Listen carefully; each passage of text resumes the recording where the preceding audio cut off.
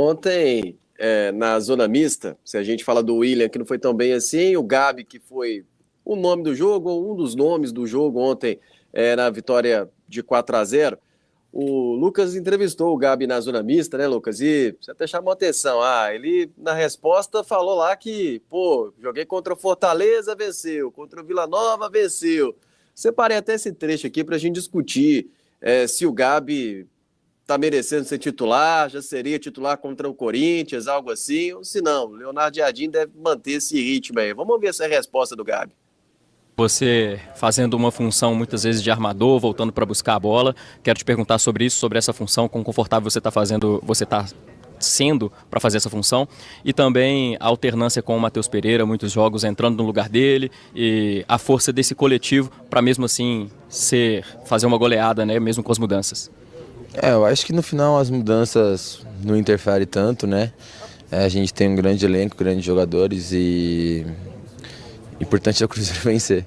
Eu já joguei contra o Vila Nova, contra o Fortaleza, aí a gente venceu, hoje a gente venceu. Com o Matheus também a gente já venceu, com outros jogadores a gente também venceu. Eu acho que isso mostra a força do grupo e no final é o que realmente importa. Aí separei aqui os números então do Gabigol depois da mudança do time, né? Que foi lá contra o São Paulo, quando o Leonardo Jardim muda a escalação do Cruzeiro e o Gabi se torna ali reserva com o Dudu e tal. Ao todo, pelo Cruzeiro, são 30 jogos, sendo 12 gols, 4 assistências. Após o jogo contra o São Paulo, ele foi titular em 6 partidas. Pelo Brasileiro, ontem, né? 4-0. Atuou os 89 minutos, 2 gols. Na Copa do Brasil, no jogo de volta, que o Cruzeiro venceu por 3-0, atuou os 90 minutos, deu uma assistência. No jogo de ida, 2-0, que o Cruzeiro venceu na Copa do Brasil, atuou 78 minutos, uma assistência. Pelo Brasileiro, o jogo contra o Fortaleza, que ele citou aí, ele deu as 2 assistências para os 2 gols, o Cruzeiro venceu por 2-0. Na Sul-Americana ele fez um gol contra o Palestino, foi titular aos 90 minutos, e também o jogo inteiro contra o Palestino, e aí o jogo lá no Chile, e o Cruzeiro perdeu por 2-1. Ele não, só nesse jogo aí que ele foi titular, depois de enfrentar o São Paulo, que ele não teve nem gol e nem assistência. E aí, ô Lucas, tá merecendo uma titularidade o Gabigol? Número ele tem, né? Número o Gabigol até agora tem, pelo menos está performando. Ele sempre teve histórico de ser eficiente no último terço, né? Mas, para ser sincero, para mim não tá merecendo não, viu, Léo? Acho que o Gabigol ele não é titular por 2 fatores.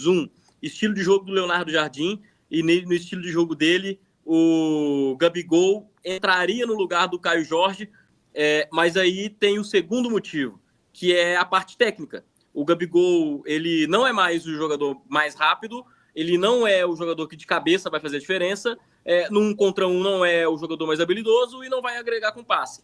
Mas então isso é ruim? Não, ele dentro da área vai fazer gol, ele consegue dar assistência, ele tem posicionamento, ele é eficiente. Mas não tanto quanto o Caio Jorge. E aí, quando ele joga no lugar do Matheus Pereira, é porque no 4-4-2 ele é um segundo atacante que vai ajudar o Caio Jorge a chegar lá na área. Só que aí, no jogo ontem contra o Juventude mesmo, no primeiro tempo, o Gabigol saía muito da área para fazer a função meio que de armador, não estava conseguindo fazer bem. Aí no segundo tempo, no final do primeiro tempo, segundo tempo, o que acontece? O Caio Jorge começa a sair mais da área para fazer essa função, muito explosivo, rouba muita bola e dá 2 assistências no jogo. Então, para mim, o Gabigol não merece ser titular por uma questão técnica, que hoje existem jogadores na frente dele que vão jogar mais. Mas é um chamado reserva de luxo, ele vai entrar e vai conseguir corresponder porque é um jogador eficiente, principalmente em jogos contra o Juventude, que ele vai ter espaço para agredir a área do adversário. E dentro da área ele vai conseguir fazer o gol. Mas no estilo do Leonardo Jardim hoje, Matheus Pereira e Caio Jorge estão bem à frente do Gabigol para serem titulares, minha opinião. Se tornou reserva de luxo o Gabigol, o Diogo, e é isso mesmo? Para pedir titularidade agora, tá difícil? Não, vai ser estranho o que eu vou falar. Eu concordo com o que o Lucas falou, mas contra o Corinthians eu acho que eu colocaria o Gabigol.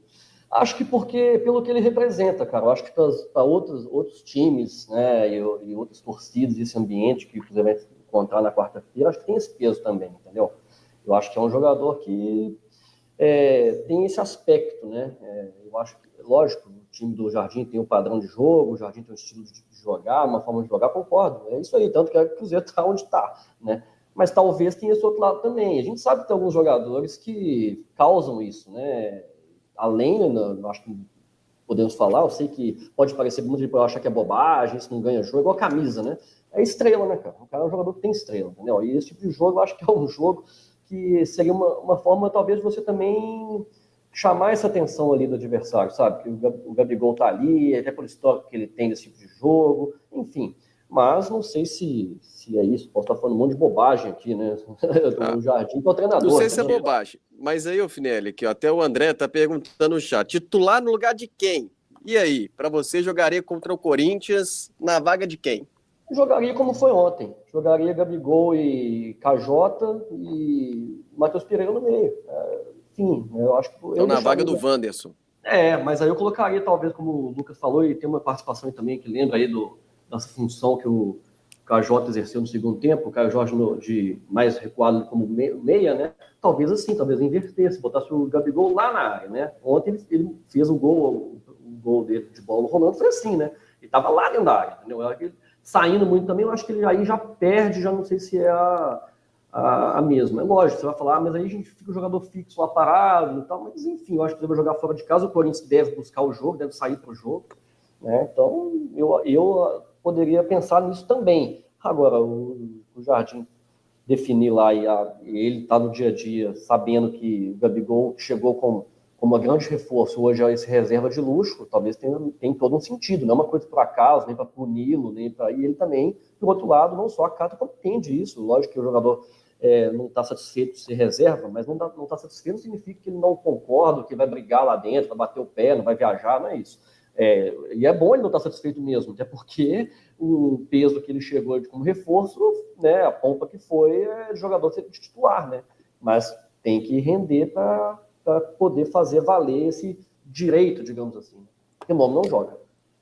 O Samuel até falou sobre o segundo tempo, que o KJ está fazendo mais a função de 10 e o Gabi 9, o que a gente falou aqui agora há pouco, né? O Lucas também citou essa situação, o Finelli. Aqui o Alves, dando boa noite, cabuloso, segue líder. Agora é comer gambá assado. Nossa! Você tá doido. Vai lá. Pode ir, eu vou passar essa. Eduardo Maneta.